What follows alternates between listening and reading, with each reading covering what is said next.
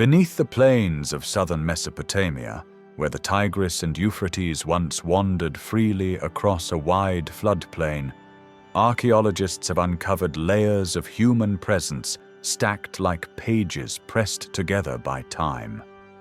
In places such as Uruk, Eridu, and Lagash, the soil does not tell a simple story of rise followed by fall. Instead, it reveals repetition. Cities built, buried under silt, then built again directly on their own remains. Clay tablets hardened by accidental fire, preserved not by intention, but by catastrophe. Each layer suggests that what ended was never entirely gone. Among the earliest of these tablets, dating to the late 4th millennium BCE, there are no heroic epics or royal proclamations. What survives are lists, grain measured in precise units, labor assigned to canal walls, rations counted day by day. One tablet records how long reserves would last before redistribution became necessary. Another notes absences due to illness or death. These are modest records, yet they mark a profound turning point in human history. The appearance of writing not as celebration, but as management of fragility. Historical milestones reinforce this unease. The Sumerian king list speaks of dynasties ending not in triumph, but in transfer. Lamentation texts describe cities falling silent only after their gods depart. Flood deposits dated to around 2900 BCE cut cleanly through occupation layers, aligning uncannily with stories of deluge remembered across cultures. Even as centuries passed and languages changed, scribes continued to copy these records, preserving words whose meanings they no longer fully grasped. Why would a civilization remember itself this way? What kind of future did they imagine, if any, when they pressed these marks into clay? And what does it mean that these were the first words humanity chose to leave behind? Welcome gently to the Cryptic Realm channel. Settle in and let us listen carefully to what the oldest records still seem to be whispering. The land itself gives the first clue, long before names or dates appear. Southern Mesopotamia was never a stable ground to build certainty upon.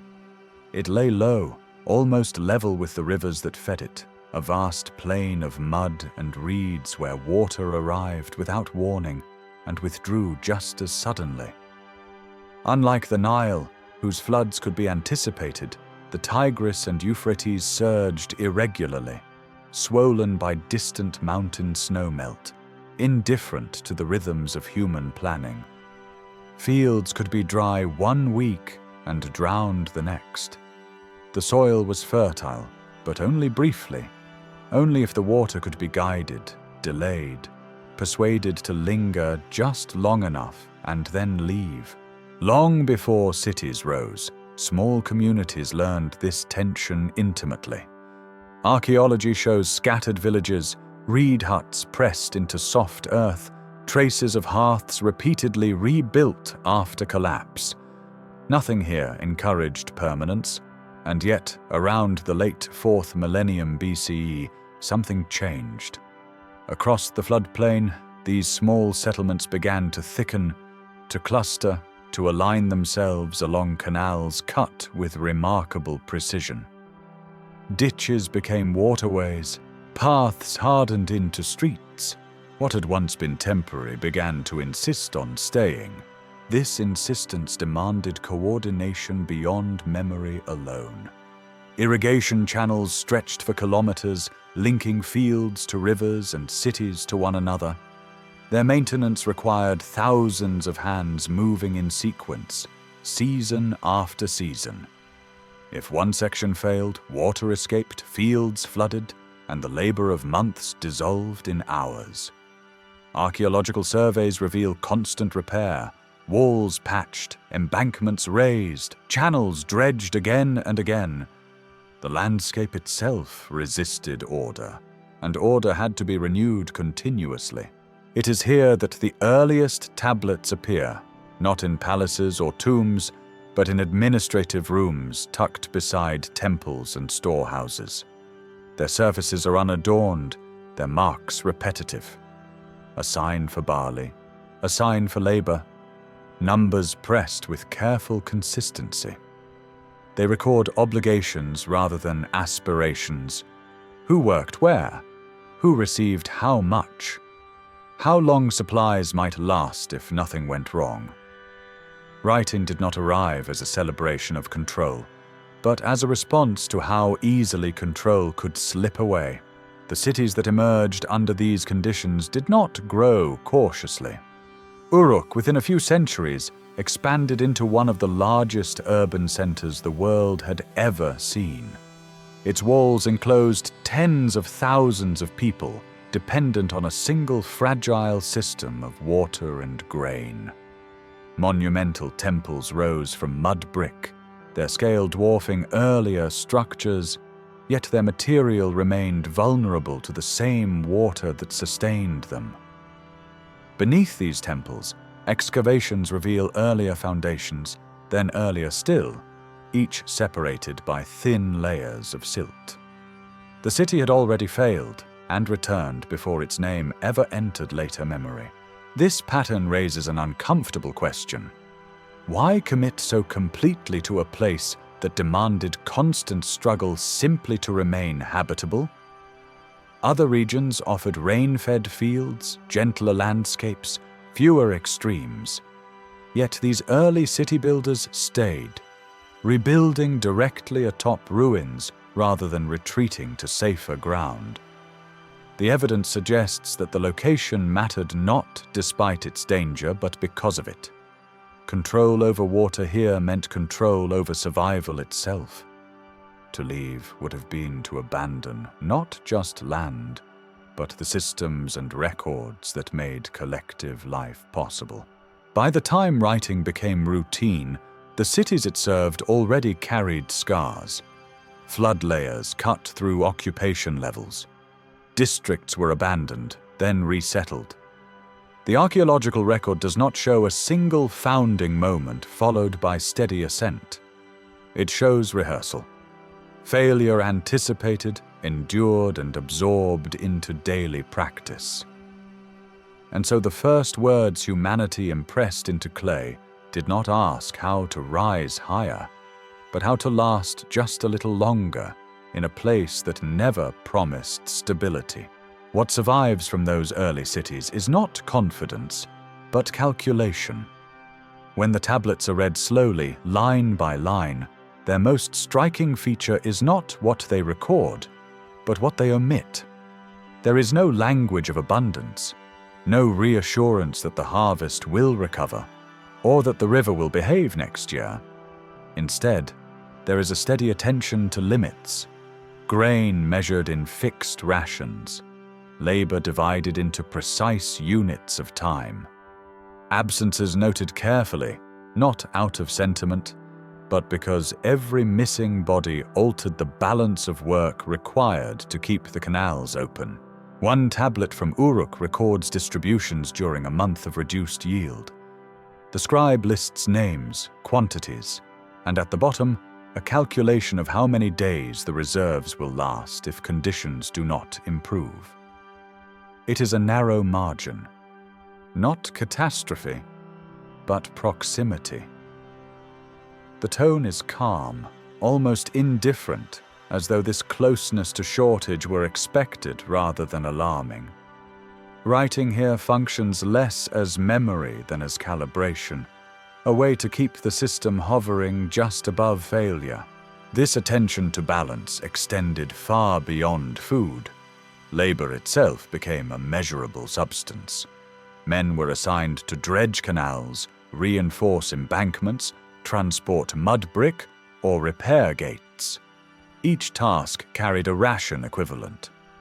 Archaeological evidence shows that these assignments were seasonal, shifting as water levels changed. When floods delayed planting, workers were diverted to repair. When drought lowered the rivers, canals were extended further into the plain. The tablets record these adjustments relentlessly, revealing a society constantly responding rather than advancing. Debt emerges within this framework not as exploitation, but as survival. Barley loans were issued during lean months to be repaid after harvest with standardized interest. The rates, high by modern standards, reflect risk rather than greed. A failed harvest did not erase obligation, but it postponed it, binding the borrower to the system while allowing them to endure another season. The tablets never describe this as injustice. They describe it as continuity. Yet beneath this administrative calm, the ground was never still. Excavations across southern Mesopotamia reveal layers of silt interrupting habitation, sometimes thin, sometimes thick enough to bury entire streets. These flood deposits are not uniform, suggesting localized disasters rather than a single overwhelming event. One city might be inundated while another, a short distance away, remains dry. This unpredictability meant that catastrophe could not be centralized or planned away. It had to be absorbed wherever it struck. The written record reflects this fragmentation. City archives are dense, redundant, and dispersed. Identical administrative formulas appear in multiple locations, copied again and again, as though repetition itself were a defense against erasure. If one archive burned or dissolved, another might survive. Clay, fragile when wet, becomes nearly indestructible when fired. And the very fires that destroyed buildings often preserved the tablets inside them. Preservation, here, is an unintended consequence of collapse. What is striking is how little the texts dwell on recovery as triumph. Reconstruction is noted but without celebration. Buildings are rebuilt to familiar layouts. Temples are reoriented the same way. Canals follow earlier paths. Innovation is rare. The goal appears not to improve upon the past, but to restore it closely enough that the system can resume. Archaeology confirms this conservatism. Tools change slowly. Techniques persist long after better alternatives might have been possible elsewhere. This raises a deeper question. If the Sumerians were capable of such organizational complexity, why did they accept such narrow margins? Why build a civilization that functioned only through constant vigilance? The tablets offer no explanation. They assume this condition as given. Scarcity is not framed as misfortune, but as environment. And writing in this context does not promise mastery over that environment. It offers something quieter, a way to make instability legible, to hold the present steady just long enough to pass it on, knowing that the ground beneath it will eventually shift again. At a certain point, the records begin to speak less about management and more about expectation, not in explicit warnings, but in the way time itself is described. In later tablets, events are not arranged as unique moments, but as returns. Floods are noted, not with surprise, but with placement. Before this, after that. The language suggests sequence rather than shock, as though destruction belonged to the same category as planting or harvest. Something that arrives, passes, and leaves behind conditions to be addressed. This sense of recurrence appears most clearly in the texts that later scribes called the Sumerian king list. It is not a simple genealogy. It does not trace a single line of inheritance forward. Instead, it moves authority from city to city, sometimes peacefully, sometimes abruptly, always with an implication that power does not belong permanently anywhere. Kingship is described as descending, lifting, transferring. When a city falls, kingship does not end. It relocates. The list treats collapse as a mechanism, not a failure. Archaeology echoes this logic. No single city dominates the region for long. Uruk rises, then yields, Kish holds authority, then recedes. Lagash expands, then fractures. Each leaves behind monuments, inscriptions, administrative debris, and then silence. None are erased completely. Their remains become the foundation for what follows. The earth records this layering faithfully. New walls laid directly atop old ones. New temples aligned to the same cardinal points, even when the ground beneath them has shifted. What is missing from these transitions is blame. The texts do not dwell on poor leadership or strategic error. Instead, they speak of withdrawal. In the lamentation literature, written after cities fell, the decisive moment is not invasion, but absence. The gods leave. Temples are emptied of presence before they are emptied of people. Only after this departure does destruction occur. The language is mournful, but restrained, as though the outcome had been known long before it arrived. These laments were not private grief. They were copied, preserved, and taught. Long after the cities they described had vanished, their words continued to circulate in scribal schools. Students memorized lines describing ruined streets, abandoned shrines, silence where ritual once filled the air. This was not accidental preservation. It was deliberate. The memory of collapse was institutionalized, folded into education itself. Why teach future generations the details of past endings? The texts never explain. They assume the relevance is self-evident. To live in a city was to live provisionally. To rule was to borrow authority. To build was to expect rebuilding. This worldview did not prevent ambition.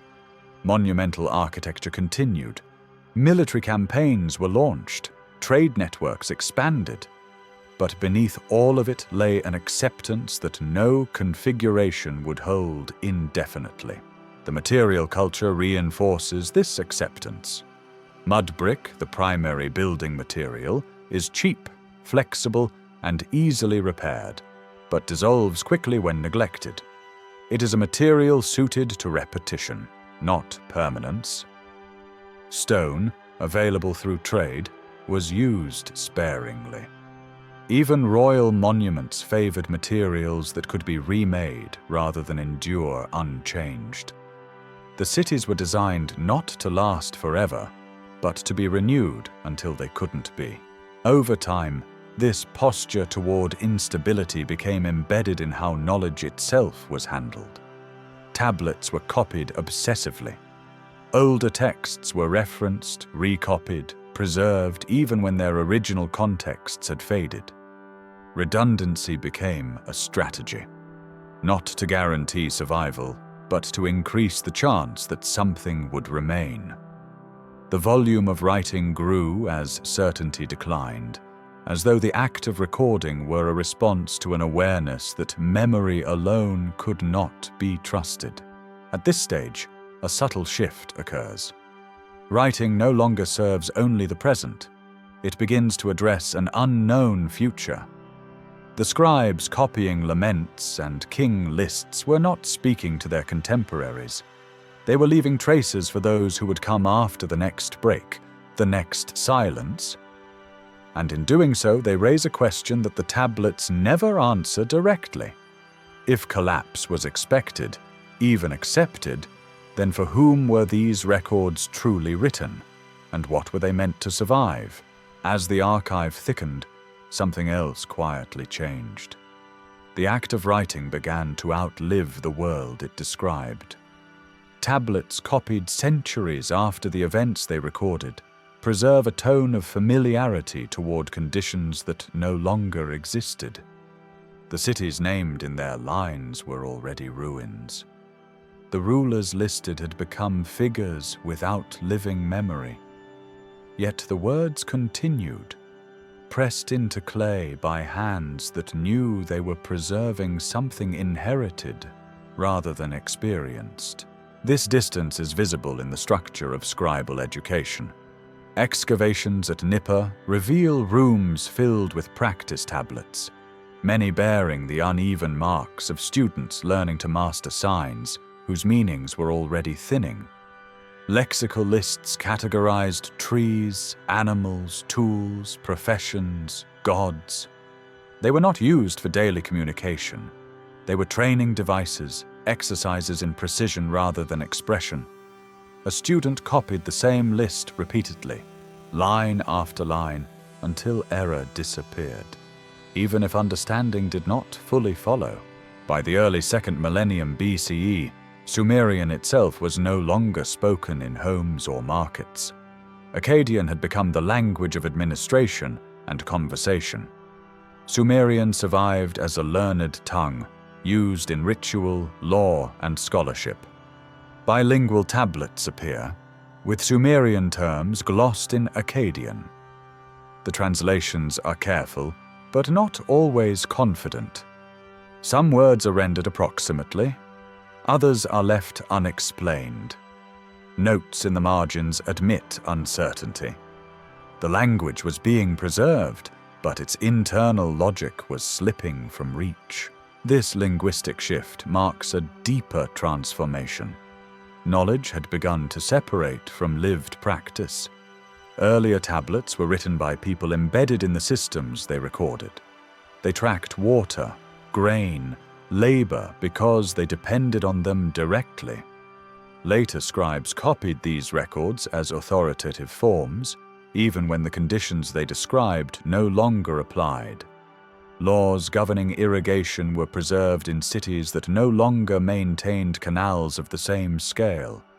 Ritual instructions were repeated long after the social structures that sustained them had changed. The archives grew larger as relevance narrowed. At sites like Mari, tens of thousands of tablets were stored in carefully organized rooms. Many documents existed in multiple copies, placed in different parts of the palace, as if anticipating loss. The redundancy is striking. Administrative letters repeated word for word. Old treaties preserved alongside new ones. Records of cities that no longer stood were kept intact, as though their disappearance increased their importance rather than diminished it. Archaeology suggests that this accumulation was not driven by nostalgia, but by anxiety. Political control during this period was unstable. City-states rose and fell rapidly. Alliances shifted, invasions burned archives and palaces alike. Each destruction baked more tablets, preserving what had been meant to be temporary. Fire became an unintended archivist. The more often cities were destroyed, the more fragments of their records survived. Yet survival of material did not guarantee survival of meaning. Later copies sometimes contain errors that suggest scribes no longer fully grasped the systems they were preserving. Numerical tables are reproduced accurately, but without explanation of why they are structured as they are. Ritual texts are copied faithfully, even when the gods they invoke had been absorbed into other traditions or lost prominence. The archive became a vessel carrying forms forward without their original grounding. This creates a paradox. The Sumerians, or those who inherited their tradition, succeeded in preserving an immense quantity of information across centuries of disruption. Few ancient cultures left behind so much written material. And yet, even within antiquity, the coherence of that knowledge was already fragmenting. Writing had become a method of endurance rather than transmission. It ensured that words would survive collapse, but not that they would remain understood. At this point, the record begins to resemble a mirror turned towards the future. The scribes knew they were copying texts from damaged originals. They acknowledged gaps, uncertainties, missing lines. They wrote anyway. Their work assumes that someone, someday, might be better positioned to make sense of what they could not. In this gesture, writing shifts from management to hope, a fragile one. Not hope that collapse could be avoided, but that when it arrived again, something legible would remain, waiting for eyes that had not yet learned how to read it. Beyond the walls of the cities, another record was taking shape, one not pressed into clay, but traced across the sky. The Sumerians watched the heavens with an attention that bordered on vigilance. Night after night, they noted the paths of the moon, the sudden dimming of eclipses, the irregular brilliance of Venus appearing where it had not before. These observations were not made out of curiosity alone. They were treated as signals, messages encoded in motion and light, offering glimpses into futures already forming. Later collections, known to modern scholars as omen texts, gathered these signs into vast catalogues. Thousands of entries linked celestial events to earthly outcomes. An eclipse in a certain month foretold the death of a king. A planet lingering too long in one quarter of the sky warned of famine or invasion. The language is precise, conditional, and repetitive. If this appears, then that will follow. The structure suggests long accumulation rather than invention. Patterns noticed, remembered, and formalized across generations. What is striking is how rarely these texts promise rescue. They do not instruct rulers on how to avert disaster. They announce that something has already shifted. The heavens, in this worldview, do not negotiate. They declare, human response is limited to preparation, ritual, or substitution. In times of ominous signs, temporary kings were sometimes installed to absorb the predicted fate, only to be removed once the danger had passed. The real king waited, knowing the threat was real, even if its timing could be managed. This practice reveals a crucial assumption. Collapse was not understood as random. It was legible, even predictable, though never fully preventable. The future was not open terrain to be shaped freely, but a narrowing corridor whose turns could sometimes be glimpsed ahead. The role of knowledge was not to change the destination, but to soften the passage.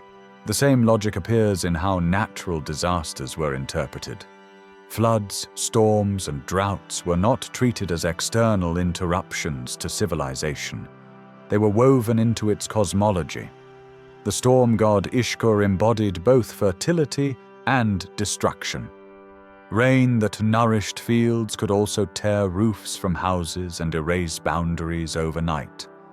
To live between the rivers was to accept that the forces sustaining life were inseparable from those that threatened it. Archaeological layers confirm this integration. Flood deposits do not coincide neatly with abandonment. Often cities were rebuilt almost immediately above the silt, smaller perhaps, but determined to continue. The response was not retreat, but adjustment. Canals were rerouted, walls raised, records expanded. Each disaster added new data to the system, feeding the very texts that predicted the next one. Over time, the omen tradition grew more elaborate. Signs were read not only in the sky, but in the behavior of animals, the patterns of weather, even the organs of sacrificed sheep. Livers were examined for markings believed to correspond to political or agricultural outcomes. These practices, systematic and taught, formed a parallel archive to the administrative tablets. One tracked resources, the other tracked fate. Together, they suggest a civilization deeply aware of its own fragility. The Sumerians did not imagine a future of endless growth. They anticipated contraction, rupture, loss. Their response was not despair, but attentiveness. To read the signs, to record them, to recognize the approach of disorder early enough to endure it with some measure of dignity. Yet this attentiveness carries its own weight. To live always expecting collapse is to normalize it. When every storm is read as a message, when every eclipse announces upheaval, the extraordinary becomes routine. The question that lingers in these texts is quiet but persistent. Did this knowledge strengthen resilience, or did it gradually erode the will to imagine alternatives? By making collapse legible, did the Sumerians also make it inevitable in the only way that truly matters, by teaching themselves to expect it? There is a moment, difficult to locate precisely in time, when anticipation begins to shape behavior more strongly than experience itself. In the Sumerian record, this moment appears when warning replaces explanation. The omen texts multiply, their scope widening, their conclusions narrowing. Where earlier signs suggested possibilities, later compilations read like confirmations. The world is described less as something unfolding than as something revealing what has already been decided. This shift alters the posture of leadership. Kings no longer present themselves as architects of enduring order. Their inscriptions emphasize restoration rather than creation. What was destroyed, they rebuilt. What was scattered, they gathered. Victory is framed as temporary reprieve, never as resolution. Even royal titles reflect this humility. Kings are shepherds, caretakers, stewards appointed for a time. Authority is borrowed, not owned. The Sumerian king list reinforces this understanding. Its early entries describe reigns of impossible length, thousands of years attributed to figures who belong more to memory than to history. After the flood, reigns contract sharply. Time itself seems to collapse. Kings rule for decades, sometimes less. The text does not explain this change. It simply records it, as though something essential about the world had shifted, and with it the scale of human endurance. Archaeological evidence suggests that this contraction was not merely symbolic. Environmental studies indicate increasing salinization of fields over centuries of irrigation. Water drawn repeatedly from the rivers left salt behind, gradually reducing yields. Tablets from later periods record declining harvests despite continued labor. The land that had sustained early abundance became more demanding, less forgiving. Collapse here was not sudden. It was cumulative, yet the response remained consistent. Rather than abandon the system, it was managed more tightly. Rations adjusted, labor reassigned, new administrative roles created to monitor ever finer details. The bureaucracy thickened as the margins narrowed. Writing became denser, more technical, more abstract.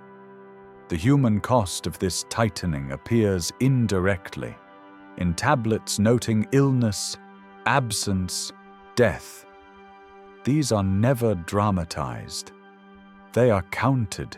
As conditions worsened, the belief that outcomes were governed elsewhere grew stronger. If the land failed despite effort, the cause lay beyond human reach. Divine withdrawal offered a framework that preserved coherence. It explained why diligence no longer guaranteed survival. It shifted responsibility upward, away from flawed systems that could not easily be dismantled without unraveling everything else. This belief did not paralyze action. Cities continued to fight, trade, negotiate. Diplomatic correspondence from later Mesopotamian archives shows rulers exchanging gifts, forming alliances, maneuvering for advantage. But beneath these actions lies a shared understanding that no arrangement would hold indefinitely. Treaties include clauses anticipating breach. Fortifications are repaired even during peace. Preparation becomes the default state. At this stage, the record begins to feel introspective. The texts are no longer simply tools. They reflect a civilization thinking about its own continuity, measuring not just resources but relevance. The act of writing becomes an assertion that order once existed, and therefore might exist again, even if only briefly. Each tablet pressed into clay carries an implicit admission that the present is insufficient, and that the future will need evidence to understand why. What emerges is not fatalism, but a disciplined acceptance of limits. The Sumerians did not expect salvation. They expected cycles, floods, droughts, conquest, abandonment. Writing allowed these events to be situated within a larger rhythm, one that could be recognized even when it could not be altered. In this sense, collapse was not the opposite of civilization. It was part of its structure, and yet a tension remains unresolved. If collapse is always expected, does it cease to be resisted? If authority is always temporary, does ambition lose its force? The tablets do not answer these questions. They continue to count, to record, to copy, as though the act itself were sufficient. But somewhere between the lines, a quieter uncertainty takes shape. Whether the greatest threat to continuity was the environment, the gods, or the gradual internalization of impermanence itself. Over time, the balance between endurance and exhaustion grew harder to maintain. The archaeological layers show that rebuilding did not always restore what had been lost. In some cities, temples were reconstructed on a smaller scale. Administrative quarters shrank. Entire districts once densely occupied were left open, turned into empty ground or repurposed for storage rather than habitation. These changes are subtle, easy to miss when viewed in isolation. But together they suggest a slow contraction, a civilization adjusting not toward growth, but toward survivability. Written records mirror this narrowing. Later tablets often focus on compliance rather than coordination. Where earlier documents tracked the movement of labor across large systems, later ones emphasize obligations owed, penalties enforced, boundaries defended. The tone becomes more legalistic. Authority is asserted through rules rather than shared necessity. This is not evidence of tyranny, but of strain. When margins are wide, cooperation feels natural. When margins thin, it must be enforced. Conflict between city-states intensified under these conditions. Inscriptions from Lagash and Umma record prolonged disputes over irrigation rights, canals, and boundary stones. These were not symbolic conflicts. Control over a single canal could determine whether fields lived or failed. Wars were fought not for expansion, but for maintenance. Victories are described in terms of restored order rather than conquest. Even when enemies are defeated, the language remains cautious, aware that the underlying pressures remain unresolved. Diplomacy followed similar patterns. Treaties exchanged between rulers emphasize mutual restraint, shared responsibility for borders, and appeals to divine witnesses who would punish violation. The presence of so many witnesses in these texts suggests an expectation of breach. Agreements were framed less as trust and more as documentation, something to be preserved and referenced when stability inevitably faltered. As political fragmentation increased, so did the effort to preserve unity through memory. Scribal schools expanded their curricula. Students were required to memorize longer lists, copy older texts more faithfully, adhere to stricter standards. Education became more conservative, just as society became more unstable. Innovation, where it occurred, was administrative rather than conceptual. New titles appeared, new officers monitored old processes. The The structure thickened even as its foundation weakened. Material culture reflects this conservatism. Pottery styles standardized. Tools changed little across generations. Artistic motifs repeated familiar forms. Gods rendered in poses established centuries earlier. This repetition was not aesthetic stagnation. It was continuity enforced through familiarity. When the future felt uncertain, the past became a template that could be trusted, even if it no longer fully fit present conditions. The human experience of this period is difficult to recover directly, but traces remain. Graves become simpler. Burial goods diminish in variety. The grandeur of earlier royal tombs fades. Funerary practices emphasize order over display. Death, like collapse, appears to have become less exceptional, more integrated into the rhythm of life. The record does not mourn extravagantly. It notes, arranges, moves on. At the same time, long-distance trade persisted.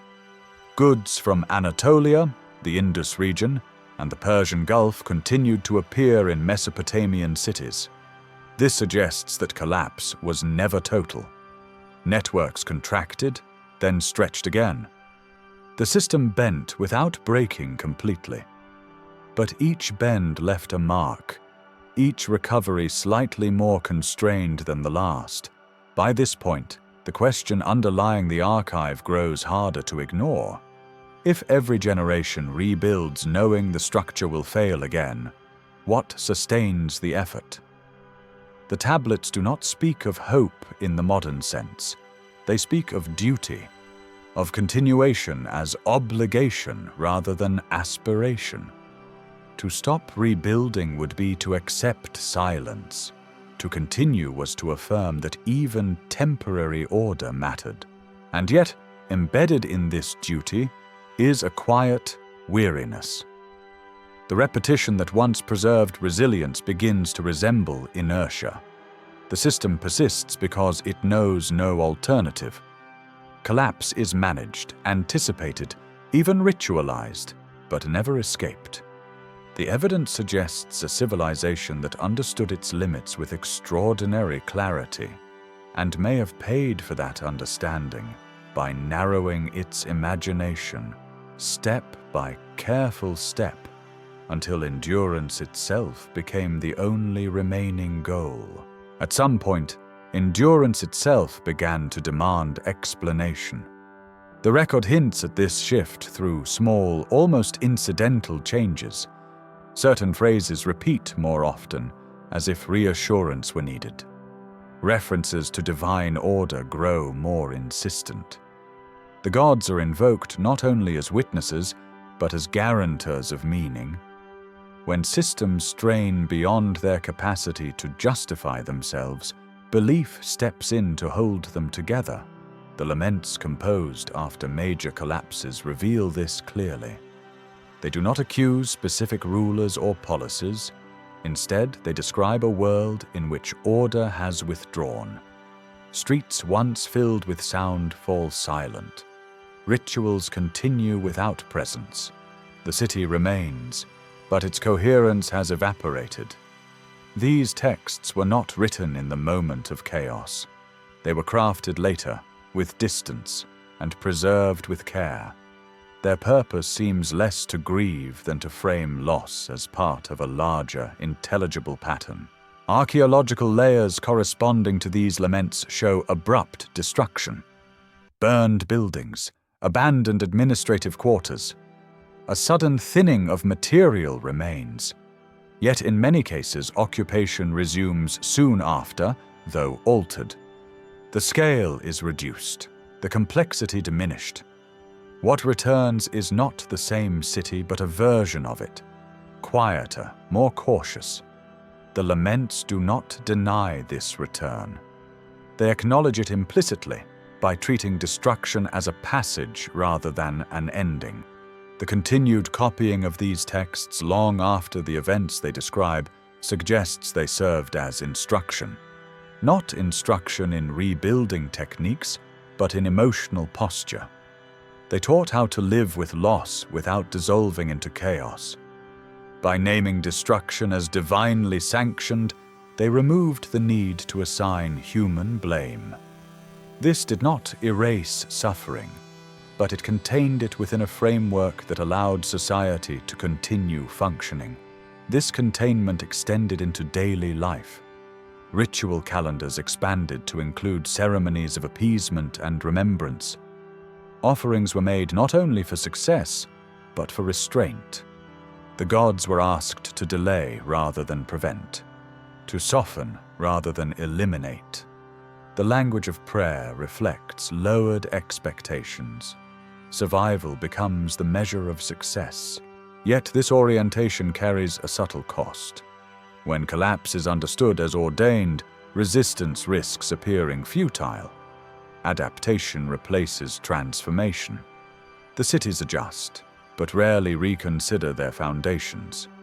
Irrigation systems are repaired, not redesigned. Political structures shift hands but retain familiar forms. Writing multiplies, but questions remain unasked. Even so, the system holds, improbably, for centuries. This endurance is itself remarkable.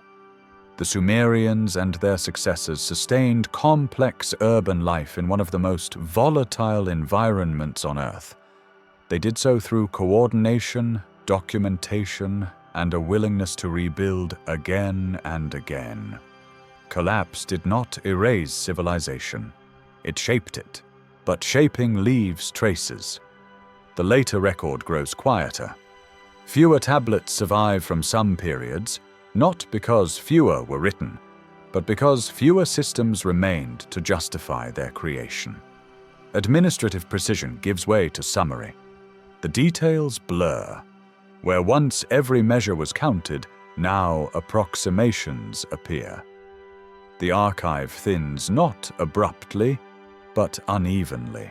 This thinning invites a question that the texts never pose directly. Was collapse still being recorded because it was inevitable, or because it had become the only story the civilization knew how to tell about itself?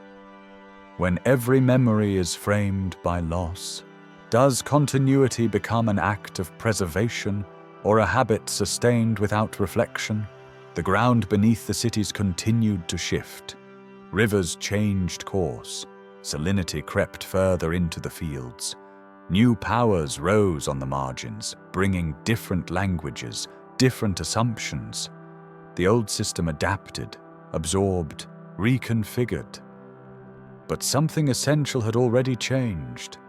The confidence that writing once held the present steady began to fade. What remained was a vast, uneven memory. Clay hardened by fire. Words repeated beyond comprehension. Laments recited by those who had never seen the cities they mourned. A civilization that had learned how to endure collapse now faced a quieter challenge. Not whether it could rebuild again, but whether it could remember why it had begun in the first place. As new powers gathered beyond the floodplain, the old cities found themselves surrounded by unfamiliar rhythms. Akkadian-speaking populations, long present at the edges of Sumerian life, moved steadily toward the center. This was not a sudden invasion, but a gradual shift, visible first in personal names on tablets, then in bilingual records, and finally in the language of administration itself. The transition was quiet enough to feel reversible, yet decisive enough to alter the structure of memory. Writing did not disappear. It expanded. Akkadian adopted the cuneiform system, adapting its signs to a different tongue. On the surface, this looks like continuity. The same wedges, the same clay, the same scribal schools. But beneath that continuity, meaning was rearranged. Words that once carried precise environmental and social knowledge were translated into broader terms. Distinctions collapsed. What had been specific became approximate. Bilingual tablets reveal this erosion gently. A Sumerian term for a particular type of canal gate is rendered in Akkadian with a general word for opening.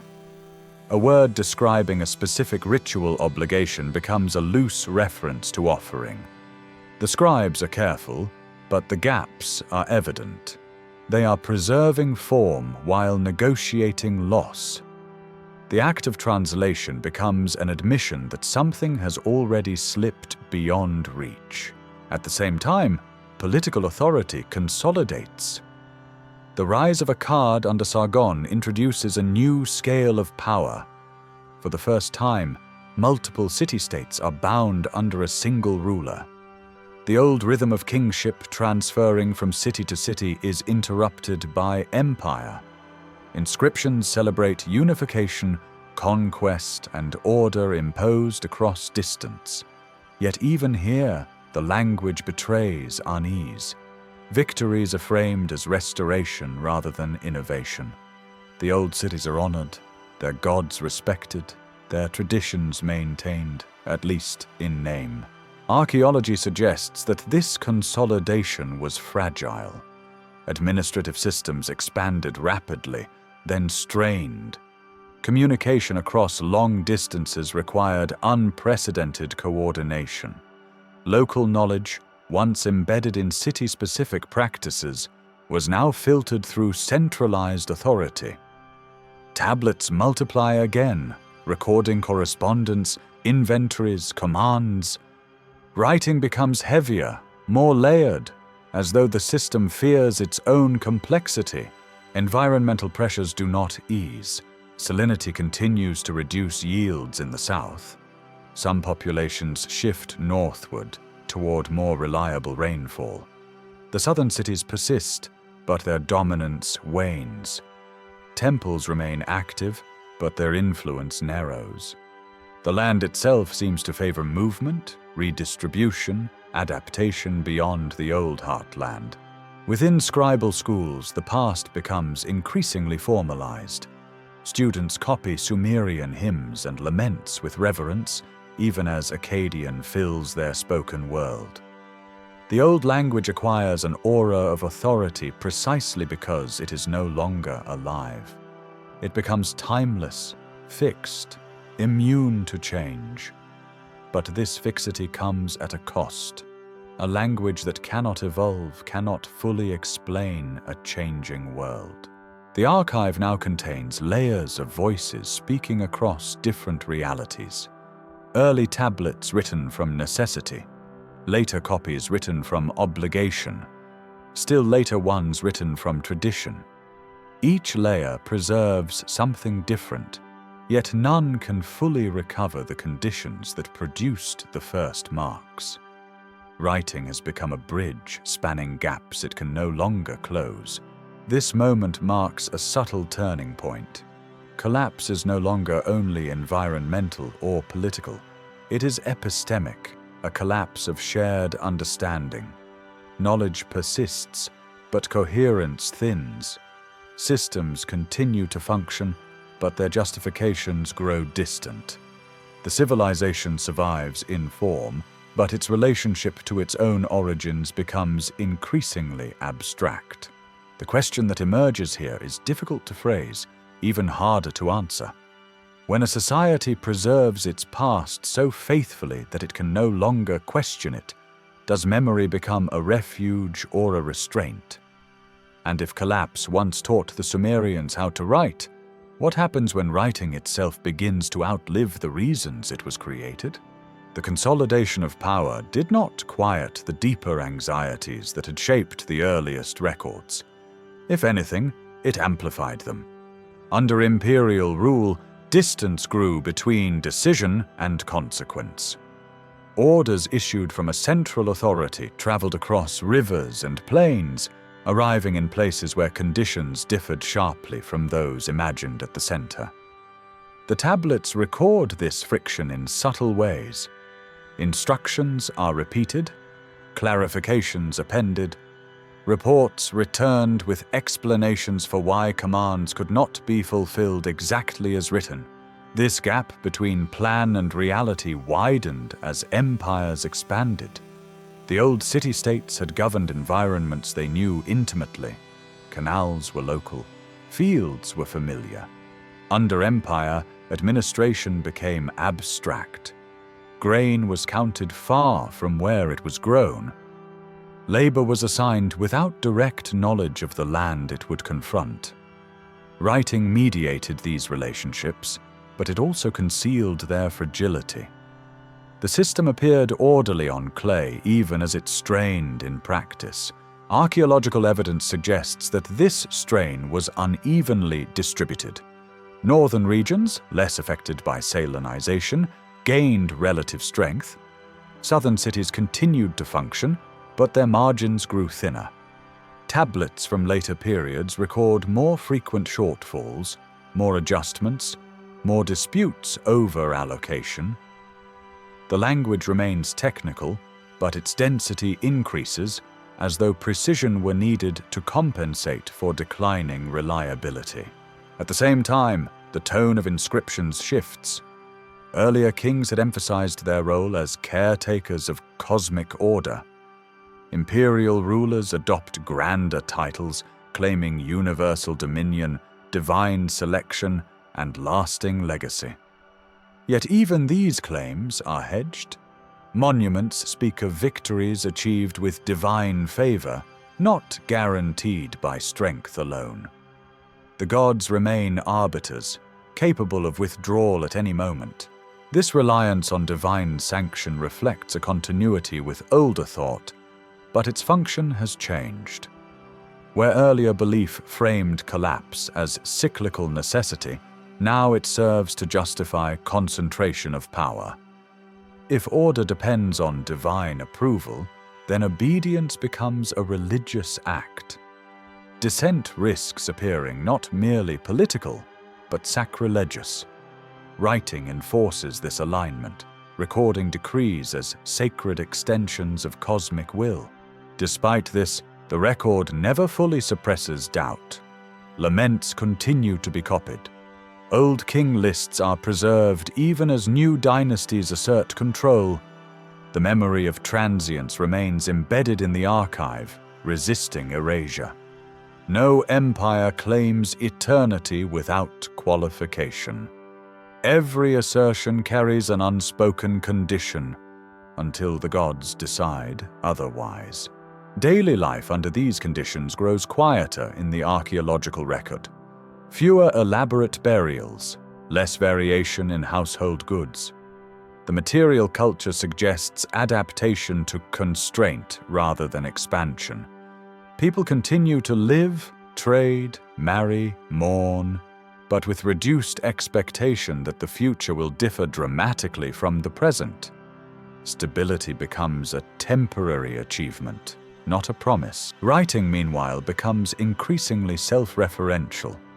Texts cite older texts. Laws refer back to earlier laws. Authority is grounded in precedent rather than innovation. This creates a closed loop, a system that looks backward to justify forward movement. Change is framed as restoration. New policies are described as returns to an older, purer order, even when circumstances have shifted beyond recognition.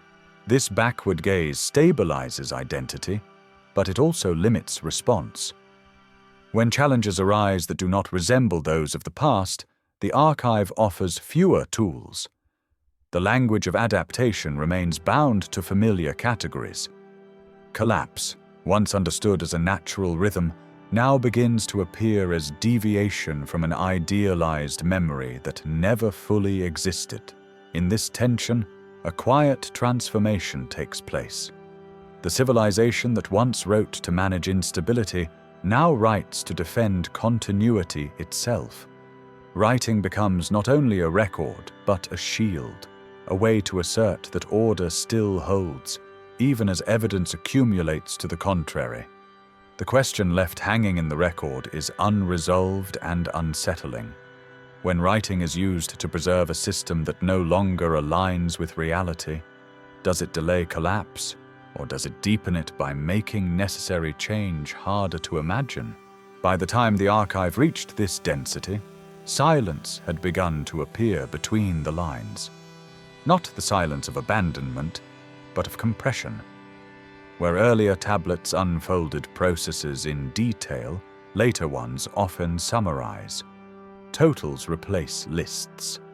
Categories stand in for individuals. The system continues to speak, but with fewer words, as though conserving effort or acknowledging that precision no longer guarantees control. This compression mirrors broader shifts in the landscape. Rivers change course gradually, then suddenly. Canals once central to city life become peripheral, as water no longer reaches them reliably. Archaeological surveys show abandoned channel beds filled with wind-blown sediment rather than silt, signs that maintenance had ceased. Yet nearby, new channels appear, narrower, shorter, feeding smaller fields. Civilization adapts by shrinking its footprint. Political authority fragments again. Empires loosen, local rulers reassert themselves. The king lists extend, then break. Dynasties shorten. Names appear once, then vanish. The record does not dramatize these transitions. It registers them as facts, as if instability had become too familiar to merit explanation. Collapse no longer arrives as spectacle. It settles in as background. In scribal schools, the curriculum remains demanding, but its purpose subtly shifts. Students copy older texts not to apply them directly, but to maintain affiliation with a lineage of knowledge. The act of copying becomes ritualized. Correctness matters more than comprehension. Marginal notes expressing confusion increase. Teachers correct form, not meaning. The archive is preserved intact, but its relationship to lived reality continues to thin. Religious practice reflects a similar narrowing. Temples remain active, but offerings are standardized. Ritual calendars simplify.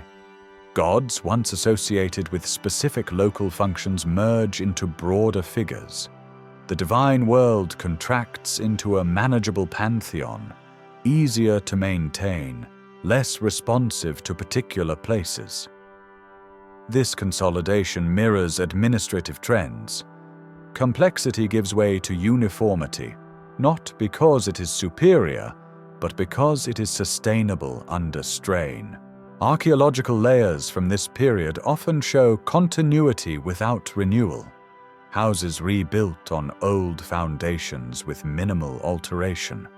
Public buildings repaired rather than expanded.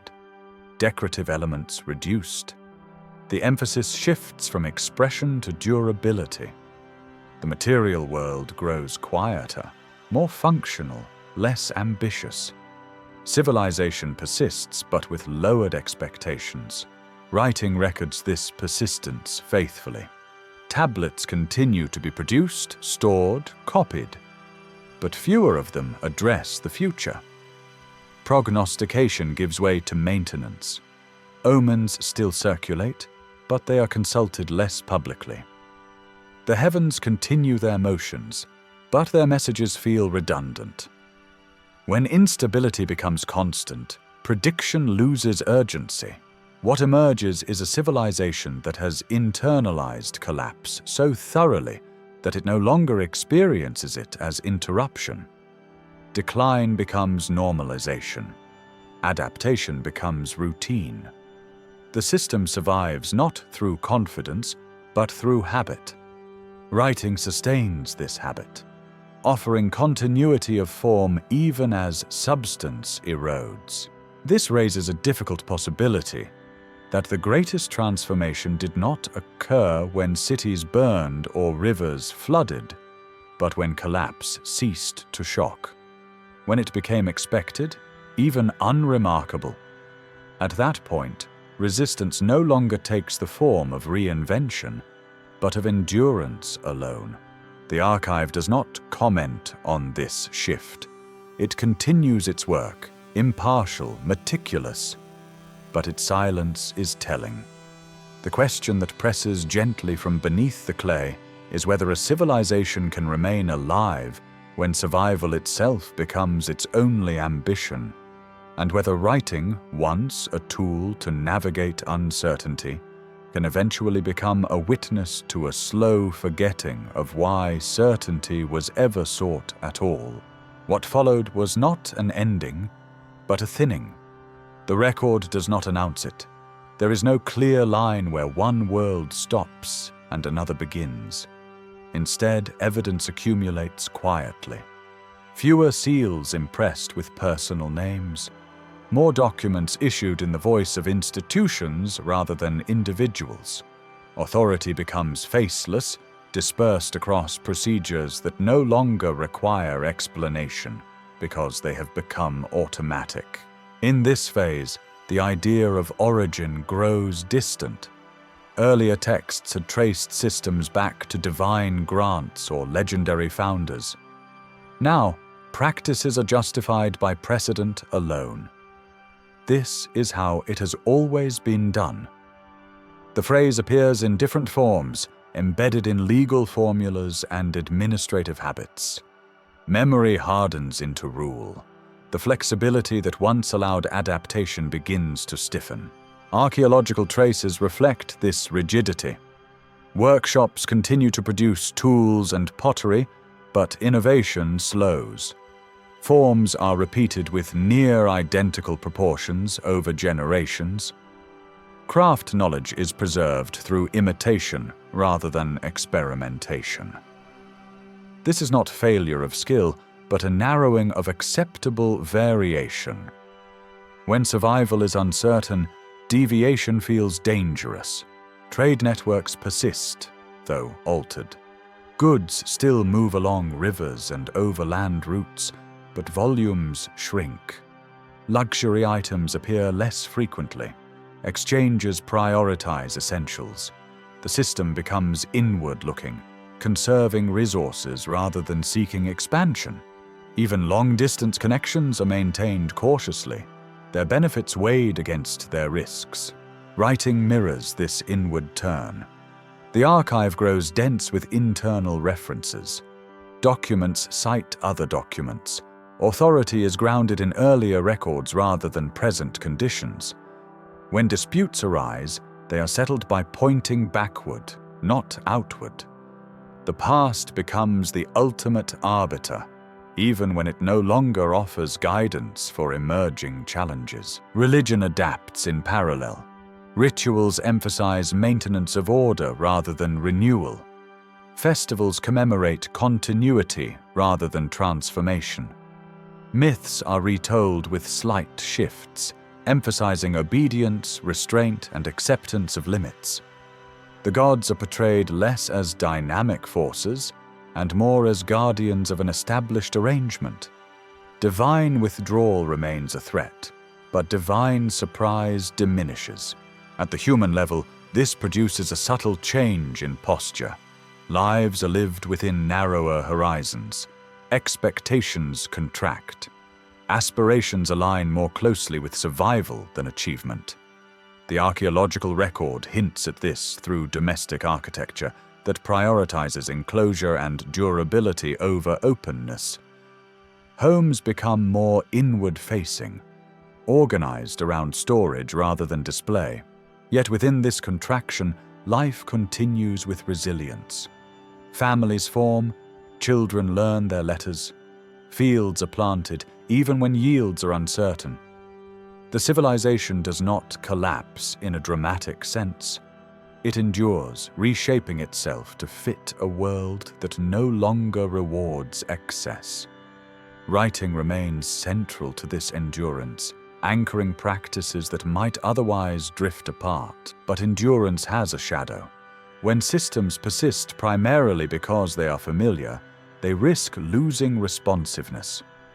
The archive becomes a weight as much as a resource.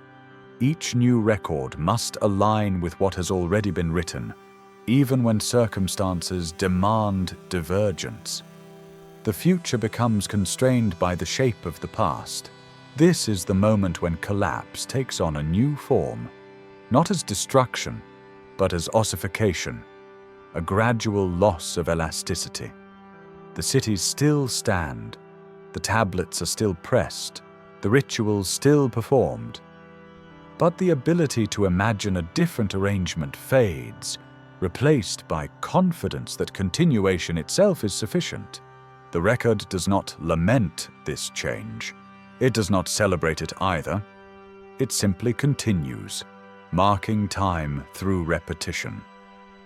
And in that repetition, a quiet question lingers: whether a civilization can remain truly alive when its primary achievement is persistence, and whether the tools that once helped it navigate uncertainty can, over time, become instruments that quietly limit its capacity to change.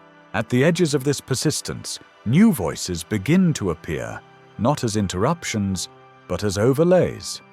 Languages mingle more freely. Names on tablets reflect mixed heritage. Deities once bound to specific cities are invoked alongside others from distant regions. The archive absorbs these changes without resistance, accommodating difference by cataloging it rather than confronting it. Diversity becomes something to be managed, filed, made legible. This accommodation masks a deeper shift. When everything can be incorporated into existing structures, those structures begin to define reality rather than respond to it. Writing no longer follows change. Change follows writing.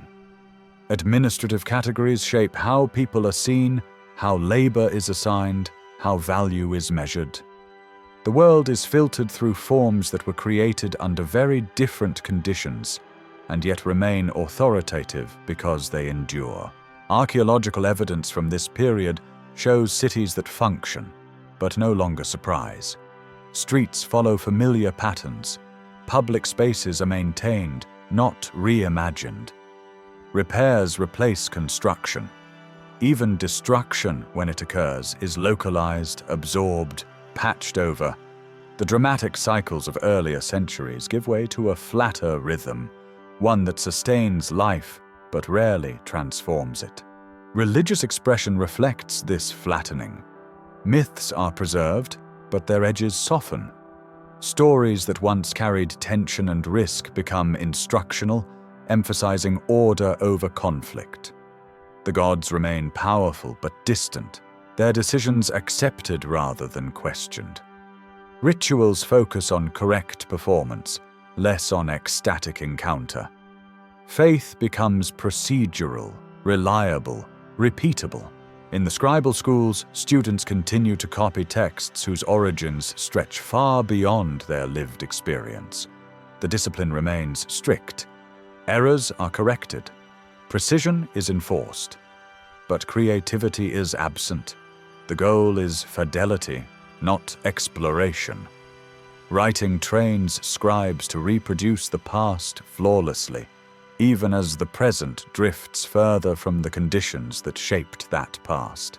This fidelity gives rise to a strange form of stability. Systems hold together not because they are optimal, but because they are coherent within themselves. The archive creates a self-consistent world, one that can persist even when external pressures mount.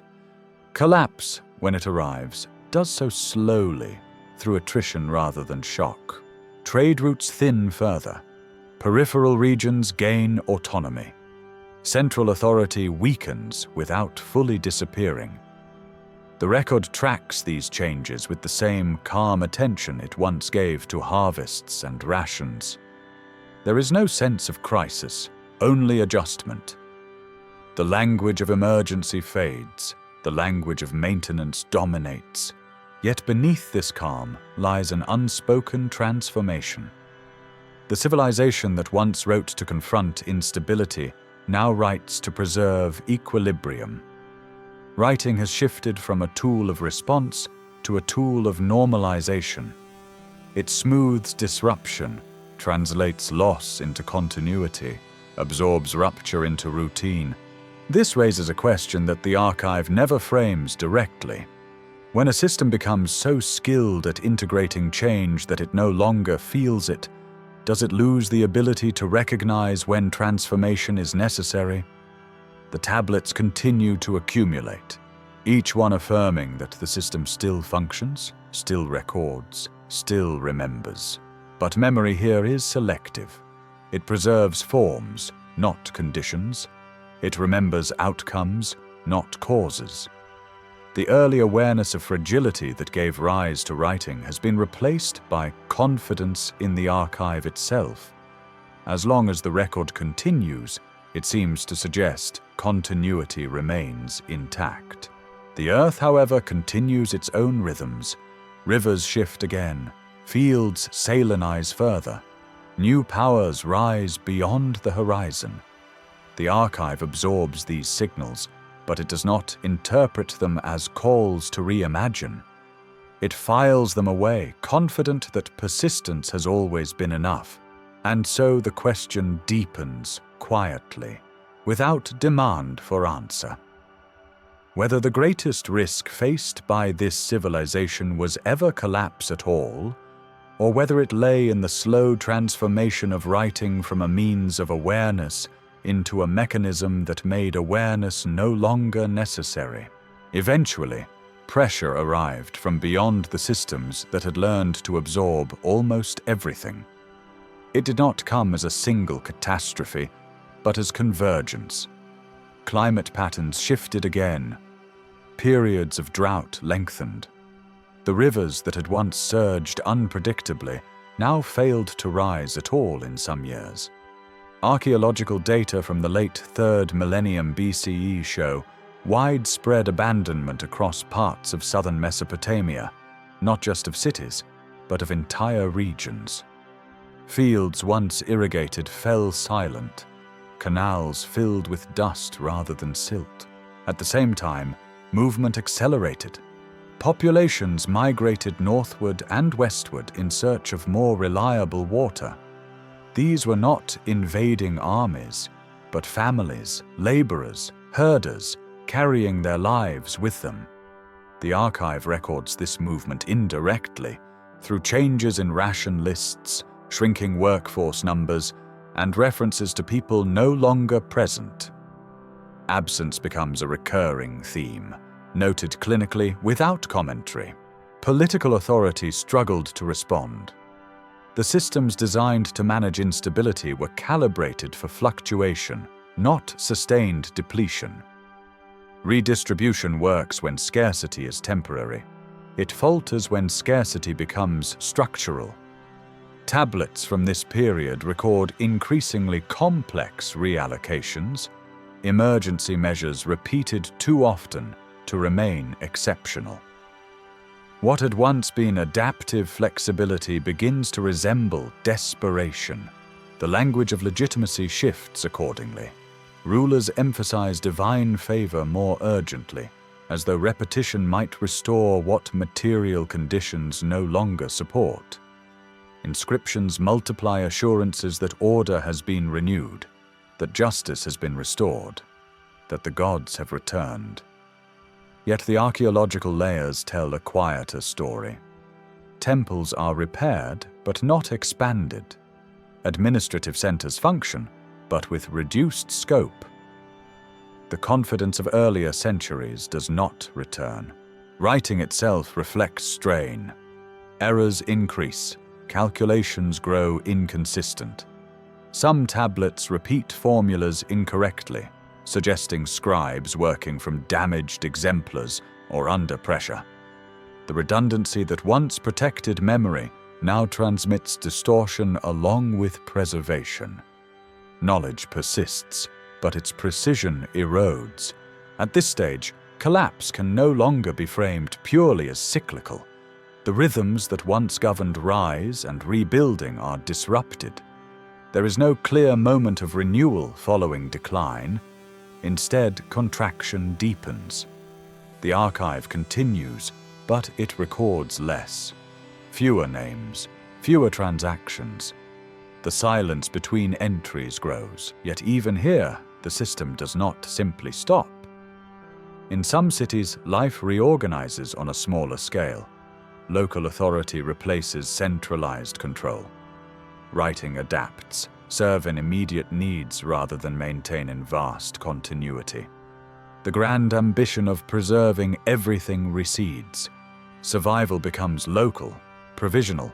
This decentralization brings relief and loss. Without the weight of empire, communities respond more directly to their environments. But the shared memory encoded in the great archives fragments. Knowledge once distributed across regions becomes localized, uneven. Some practices endure in pockets. Others vanish quietly. What is striking is how little the record mourns this fragmentation. There is no collective lament for the end of a world-spanning system.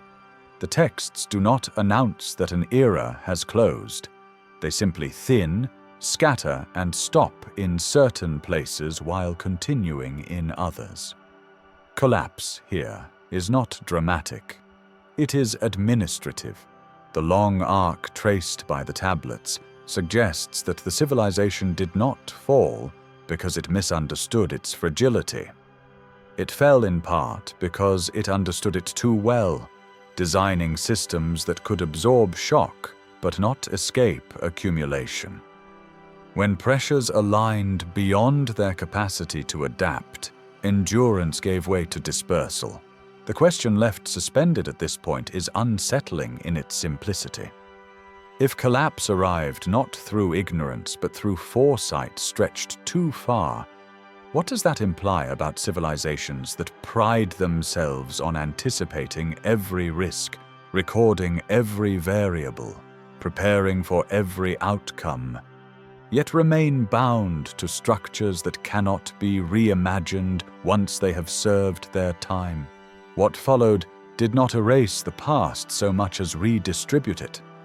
The centers that once anchored memory lost their gravity, and with them, the assumption that continuity required scale. Smaller communities carried fragments of the old systems forward, adapting them to new conditions without preserving their full architecture. Writing persisted, but its purpose narrowed. It recorded immediate needs, local agreements, modest inventories. The ambition to hold an entire world together on clay receded. Archaeological layers from this period reveal uneven survival. Some cities dwindled into villages. Others shifted location slightly, closer to remaining water sources. In these places, traces of older administrative habits remain, but simplified. Seals are fewer, documents shorter. Authority is more personal, less institutional. The relationship between record and reality tightens again, though at the cost of breadth. This decentralization alters the meaning of knowledge. Where once scribes preserved vast corpora of inherited texts, now they prioritize what can be applied directly. Older laws are remembered selectively. Rituals adapt to local gods and conditions. The great laments continue to circulate in some regions, but elsewhere they fade, replaced by oral memory or new forms of expression. The archive no longer aspires to universality. Language reflects this shift. Akkadian diversifies into regional forms. Sumerian survives in ceremonial contexts, but its role contracts further. In some communities, it becomes symbolic rather than functional, invoked to lend weight to decisions rather than to describe them. Words that once carried precise administrative meaning acquire ritual resonance, detached from their original practical use. Trade networks fragment but do not disappear. Exchange persists along shorter routes, connecting neighboring regions rather than spanning entire river systems. Goods move in smaller quantities. Luxury becomes rare. Survival shapes preference. The economic rhythm slows, steadies, adjusts to limits rather than testing them. In this environment, the relationship to collapse changes again. It is no longer anticipated through omens or managed through grand redistribution. It is lived. Drought, flood, conflict are addressed as they arise, without recourse to universal frameworks. This immediacy restores a form of resilience, but it also isolates experience. Knowledge gained in one place does not easily travel to another. Lessons are learned and forgotten repeatedly. Writing, once a bridge across generations, now functions within them. Records are kept for those who will read them soon, not for distant futures. The idea that someone, someday, might need to reconstruct an entire civilization from clay no longer shapes behavior. Memory shortens to fit a world where long continuity feels improbable. Yet even in this contraction, traces of the earlier vision remain. Certain formulas persist unchanged, echoes of a time when writing aspired to permanence. These fragments act like fossils, embedded in new contexts, no longer fully understood, but still respected. They remind us that the past does not vanish cleanly. It lingers, reshaped by use. This stage reveals a paradox. The systems that once bound cities together could not survive the pressures they anticipated. But fragments of those systems, freed from their scale, endure more flexibly. Collapse, in this sense, becomes a form of redistribution, scattering practices that adapt precisely because they no longer aim to encompass everything. The question that emerges here is quiet but persistent. Whether the Sumerian experiment truly ended, or whether it dissolved into countless smaller continuities, each carrying a portion of its memory forward. And if so, whether the desire to preserve everything was ever sustainable, or whether survival has always depended on knowing what to let go. As centuries passed, the memory of a unified origin softened into something more ambiguous. Later cultures inherited the tools of writing, administration, and ritual without inheriting the circumstances that had shaped them. Clay tablets continued to be pressed, but increasingly as references rather than foundations. They pointed backward to an authority that no longer governed lived reality, serving as touchstones rather than guides. In these later contexts, Sumer itself became less a place than a concept. Its cities were remembered as sources of order, not as landscapes shaped by mud, water, and constant repair. The complexity of their environment was abstracted into myth. Floods became singular events. Kings became archetypes. Collapse, once experienced as repetition, was retold as exception. This simplification allowed memory to travel, but at the cost of accuracy. Archaeological evidence suggests that this transformation unfolded gradually. Inscriptions from later Mesopotamian cultures invoke Sumerian gods and kings as symbols of legitimacy. Law codes cite ancient precedent to justify present authority. Yet the practical systems that once sustained those references are absent. The rivers are different. The fields are managed differently. The archive is consulted but selectively. This selective inheritance reshapes history itself. The parts of the Sumerian record that survive are those that fit new narratives. Administrative minutiae fade, laments endure, myths condense. What remains is emotionally resonant rather than structurally precise. Collapse becomes moral lesson instead of environmental pattern. Memory is curated. Writing plays a central role in this curation. Texts are copied, edited, recontextualized. Scribes choose which lines to preserve, which to omit. Over time, the archive becomes less a mirror of reality and more a repository of meaning. The past is no longer something to be reconstructed. but something to be interpreted. This shift alters the relationship between knowledge and power. Those who control the archive control the narrative. By framing collapse as divine judgment or moral failure, responsibility is relocated. Structural limits recede from view. Human agency is emphasized where environment once dominated. This does not erase the old understanding entirely, but it reframes it in ways that support new forms of authority. The result is a quieter erasure, not the destruction of records, but their transformation into symbols. The Sumerians had written to make fragility visible. Their successors read selectively, smoothing that fragility into story.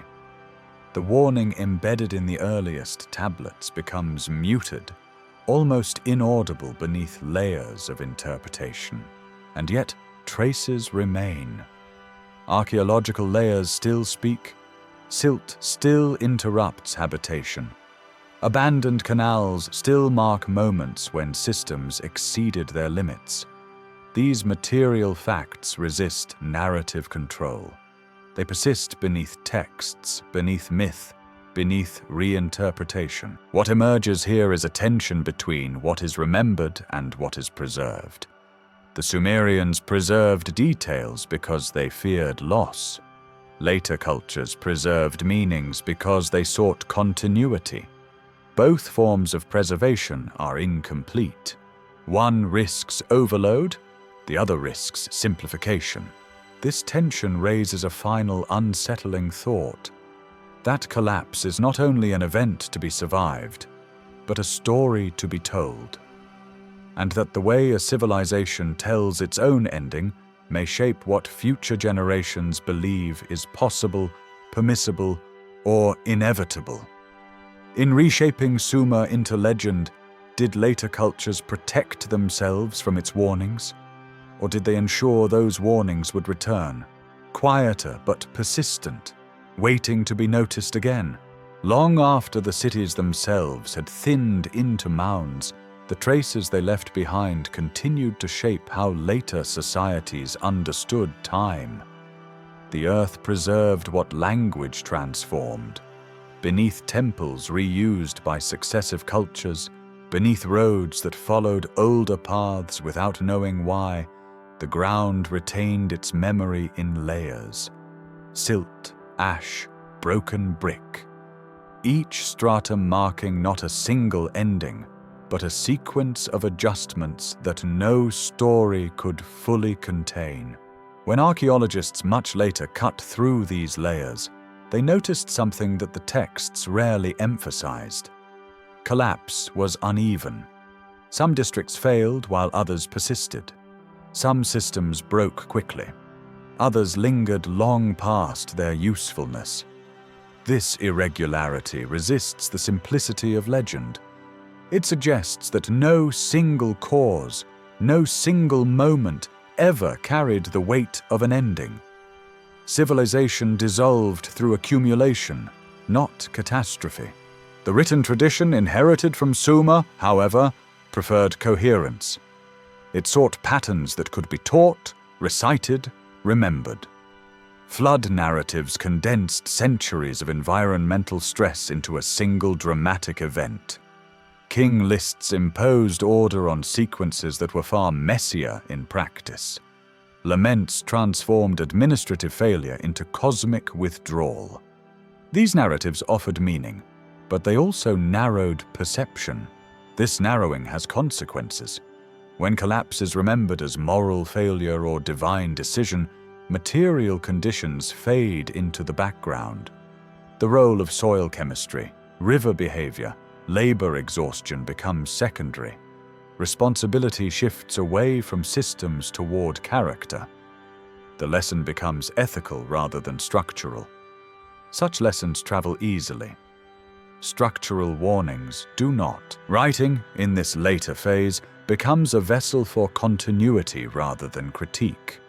The archive stabilizes identity by repeating familiar forms.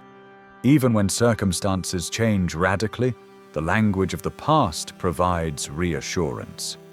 It tells rulers and communities that their situation fits within a known pattern, that others endured something similar and emerged transformed, not erased. But this reassurance can obscure risk. When patterns are inherited without context, they can be misapplied.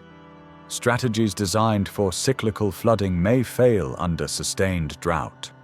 Administrative solutions suited to dense urban centers may strain rural communities. Yet the authority of precedent discourages deviation. The past becomes a template rather than a warning. The Sumerians themselves had understood something subtler. Their earliest records do not claim mastery. They reveal attentiveness, an awareness that systems require constant adjustment, that order is provisional, that memory must be renewed through practice rather than stored as doctrine. This understanding was embedded in how they wrote, what they chose to record, and how they prepared for loss. As that understanding traveled forward through time, it thinned. The form of writing survived more robustly than its posture. What endured was the habit of recording, not the humility that gave it purpose. Collapse, once anticipated as a condition, became framed as anomaly or punishment. The quiet discipline of adaptation was replaced by louder stories of fall and redemption. The ground, indifferent to narrative, continued its work. Rivers shifted, salts accumulated, cities moved or vanished. Each generation confronted conditions that resembled the past but were never identical. The archive offered guidance, but not certainty. What remains unresolved even now is whether the earliest impulse behind writing can be recovered once it has been layered over by centuries of interpretation. Whether it is possible to read those first tablets not as origins of bureaucracy or myth, but as expressions of awareness. A recognition that civilization exists not in spite of fragility, but within it. The question that presses gently here is not about Sumer alone. It concerns any culture that inherits records without inheriting the conditions that produced them. Whether memory, when detached from experience, becomes a shield against uncertainty or a barrier to understanding it. And whether the deepest warnings are always the ones most easily transformed into stories, leaving their original urgency buried just beneath the surface, waiting to be uncovered again.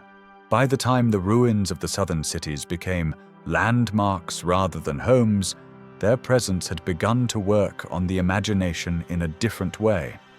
The mounds rose from the plain like muted reminders, neither fully erased nor fully understood. Later travelers passed them without knowing their names, building nearby, sometimes on top of them, unaware that beneath their feet lay centuries of calculation, fear, and persistence pressed into clay. This physical obscurity parallels a deeper forgetting. As generations moved farther from the environmental conditions that shaped the earliest records, the logic behind them dissolved. Writing remained, but it now served different ends. It legitimized power, preserved ritual, structured law. Rarely did it retain its original function as a tool for navigating instability. The awareness that systems could fail quietly, gradually, without moral drama, faded from common understanding. Archaeology, however, restores this awareness in fragments.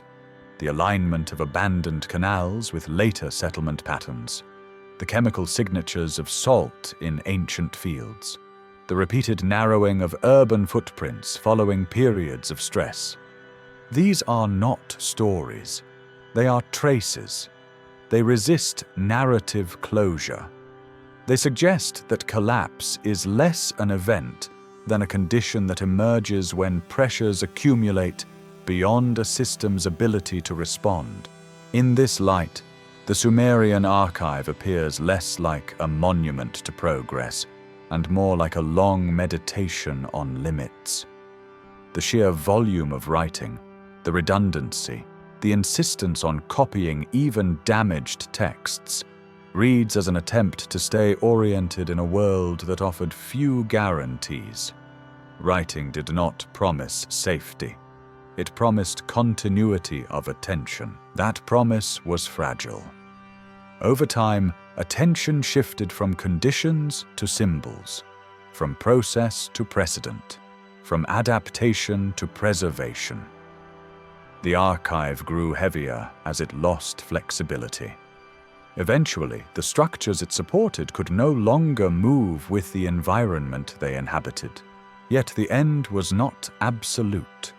The practices seeded by Sumer, record-keeping, measurement, coordination, traveled onward, reshaped by new landscapes and priorities.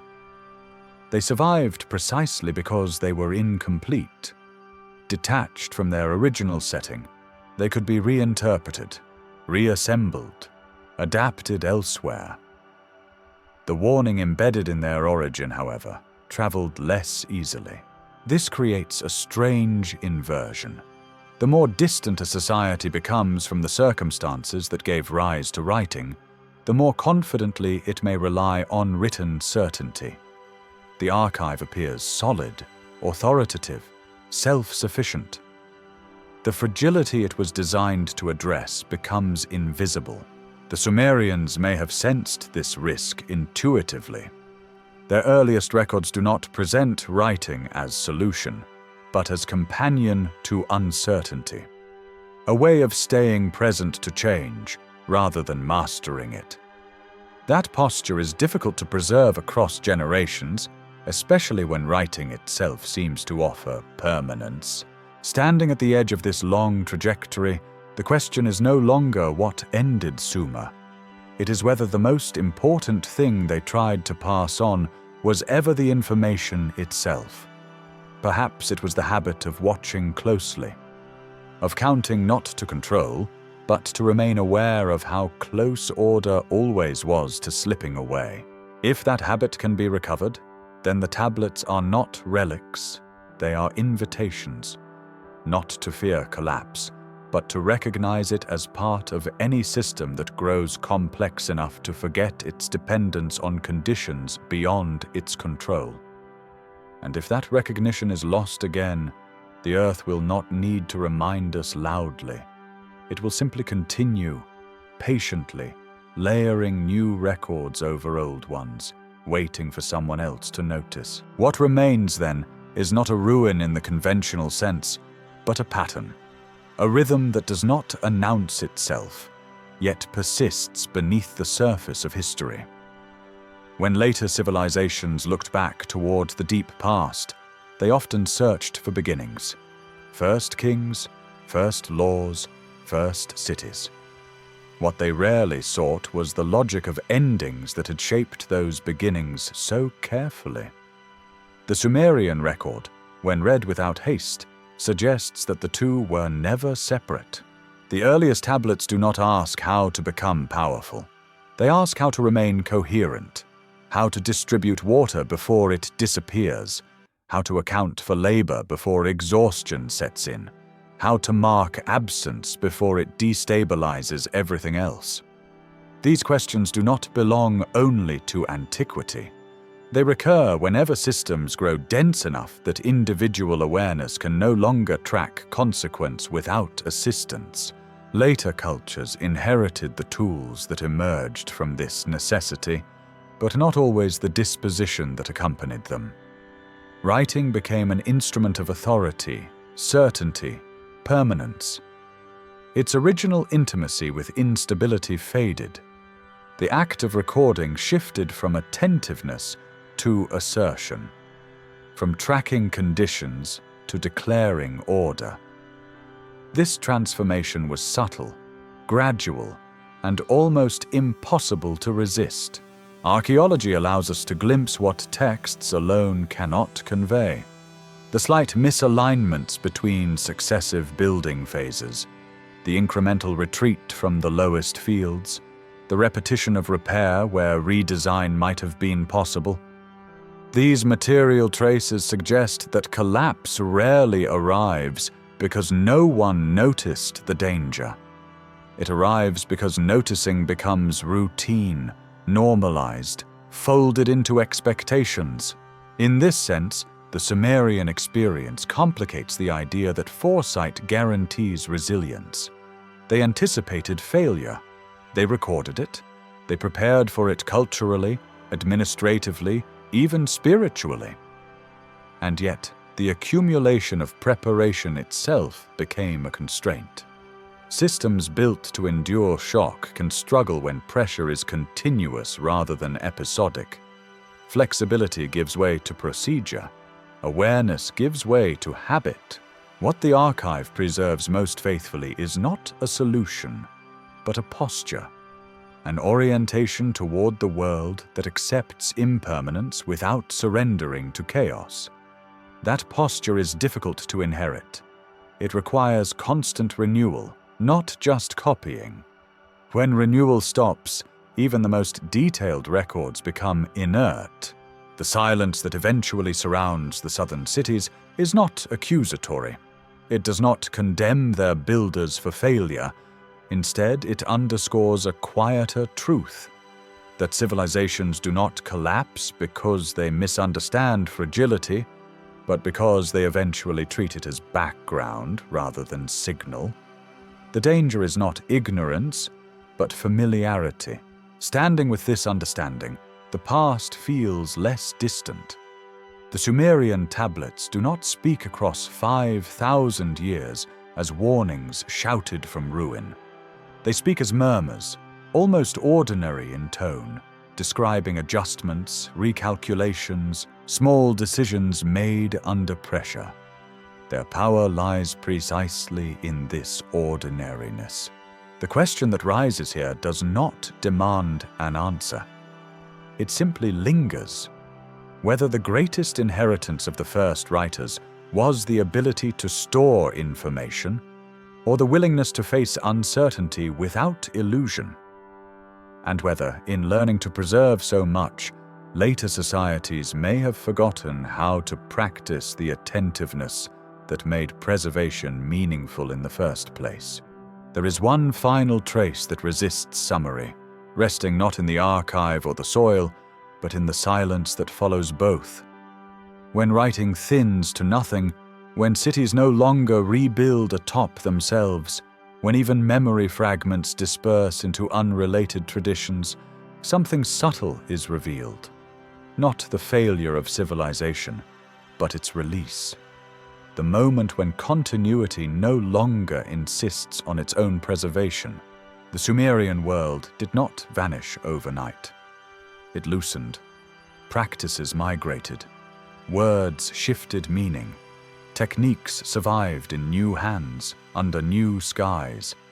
What disappeared was not knowledge, but the framework that once bound knowledge into a single, self-aware system.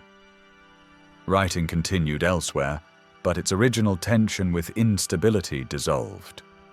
The sense that civilization stood on provisional ground became harder to hear. Archaeology confirms this quiet dispersal. Later settlements avoid the lowest floodplains. Irrigation systems simplify. Urban density decreases. These are not marks of ignorance, but of learning carried forward without ceremony. The land itself becomes teacher again, guiding behavior where records no longer do. Adaptation returns to the scale of lived experience. In this sense, the end of Sumer is not purely a loss. It is also a redistribution of attention. The awareness that once required thousands of tablets to sustain becomes embedded in practice, in movement, in choice of place. Civilization loosens its grip on permanence and, for a time, regains flexibility. Yet something essential is lost in this transition. Without the archive, there is no long memory of repetition. Each community relearns fragility independently. Patterns recognized once on a regional scale dissolve into local experience. collapse becomes episodic again. Surprising, personal, unrecorded. The collective awareness that once shaped writing fades. What remains from Sumer, then, is neither a blueprint nor a prophecy. It is a gesture, the first sustained attempt to look directly at instability and respond not with myth alone, nor with denial, but with attention made durable. Clay was their medium because it was fragile. It demanded care. It could be erased. It could survive fire. It mirrored the world they inhabited. If their records feel haunting, it is because they do not promise resolution. They do not assure progress. They offer continuity only through effort, only for a time. They acknowledge that systems outgrow themselves, that preparation cannot replace alignment, that memory without renewal hardens into burden. The quiet lesson embedded here does not accuse the future. It invites it. To read the past not as a sequence of triumphs and failures, but as a conversation with limits. To recognize that collapse is not always a crisis to be averted, but sometimes a signal that form and condition have drifted too far apart. And so the question remains, unresolved, as it was for those first writers. Whether the true inheritance of civilization lies in what it builds, or in how attentively it listens as the ground beneath it begins, once again, to change. What lingers at the end of this long passage through clay, water, and memory is not an answer, but a posture. The Sumerians did not leave behind a final declaration, no closing tablet announcing that the experiment had failed or succeeded. Their record ends the way it lived, unevenly, without ceremony. Some places fall silent early. Others continue speaking long after the world that gave them meaning has shifted beyond recognition. This absence of conclusion is itself instructive. It suggests that civilization, as they understood it, was never meant to arrive at a finished state. It was a process of holding, adjusting, releasing. Writing did not fix the world in place. It accompanied it step by careful step, until accompaniment was no longer possible. When the conditions that sustained attention dissolved, the record dissolved with them. What survives in the present is a paradox. We inherit from Sumer the tools that allow us to measure, record, store, and transmit knowledge at immense scale. Yet the reason those tools were first shaped, the awareness that systems are provisional, that order depends on alignment rather than force, has grown faint. We often read the tablets as origins of certainty, not as documents of restraint. As foundations, not as warnings.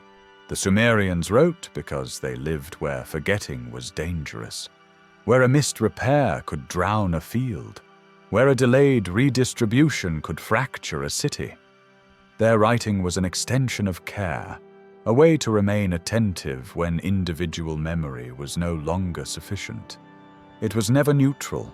It was ethical in the quietest sense, bound to responsibility rather than ambition. Over time, that ethic proved difficult to transmit. Writing endured. The posture behind it did not always follow. The archive grew heavier than the awareness it was meant to sustain. When that imbalance tipped too far, collapse became less a failure than a release, allowing practices to disperse and adapt beyond the weight of their own continuity.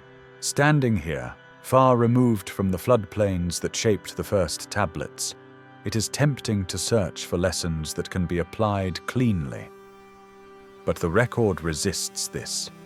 It offers no formula, only a sensibility, an insistence that attention matters, that fragility is not an anomaly to be eliminated, but a condition to be acknowledged. That memory must be practiced, not merely stored. If there is a final question carried forward from those earliest marks in clay, It is not whether civilization can avoid collapse.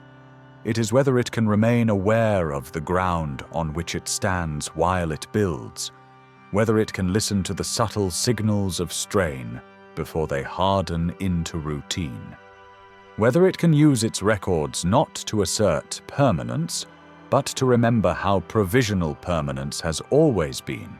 The Sumerians did not record an inevitable collapse as prophecy. They recorded it as experience, as something lived, managed, endured, and finally released. Their legacy is not the certainty that all civilizations fall, but the quieter insight that what matters most is how attentively they notice the conditions that allow them to exist at all. And perhaps that is where this journey rests, not at an ending, but at a threshold, with the recognition that the oldest records humanity left behind were not declarations of mastery, but acts of listening, and that the question they leave us with is still open, still patient, still waiting, whether we are listening now or merely writing, hoping that attention will somehow take care of itself. Thank you for staying with this long and quiet journey through clay, water, and memory. What we followed was not the rise and fall of a single civilization, but a way of looking at time itself. The Sumerians did not leave us answers carved in certainty.